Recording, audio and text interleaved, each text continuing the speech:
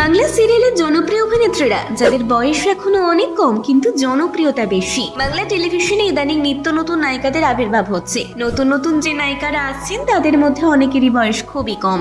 সেই সকল নায়িকাদের নাম জানেন? দেখুন, শ্যামপ্তি মধুলি দাসী বাজলো তোমার আলোর বেনু ধারাবাহিকে এই অভিনেত্রী নায়িকা চরিত্রে ছিলেন। এছাড়া স্টার জলসার ধ্রুবতারা, এছাড়া লীনা গাঙ্গুলির গুড্ডি সিরিয়ালের নায়িকা ছিলেন তিনি। এখন তিনি রয়েছেন অমর সঙ্গী ধারাবাহিকের নায়িকা চরিত্রে জি বাংলায়। শ্যামপ্তির জন্ম হয়েছিল 2000 সালে, তাহলে এখন তার বয়স প্রায় 25 বছর। সৌম্য সরকার স্টার জলসার গোধূলি আলাপের নায়িকা সৌম্য সরকার এর আগে আকাশ রাতের ইকির মিকির ধারাবাহিকে অভিনয় করেছিলেন। এখন তিনি কৌশিক সেনের বিপরীতে নায়িকা হয়েছেন। তার জন্ম হয়েছিল 2000 সালে, এখন তার বয়স 25 বছর। মোহনা মাইতি প্রথমে জি বাংলা ডান্সের প্রতিযোগী, আর এখন এই একই চ্যানেলের ধারাবাহিক গৌরী এলো ধারাবাহিকের নায়িকা চরিত্রে প্রতি মুহূর্তে চমকে দিয়েছিলেন। আর এখন তিনি রয়েছেন তুই আমার হিরো সিরিয়ালে। এখন তার বয়স 22 বছর। স্বস্তিকা ঘোষ সরস্বতীর প্রেম, দত্ত অ্যান্ড বৌমা ধারাবাহিকের পর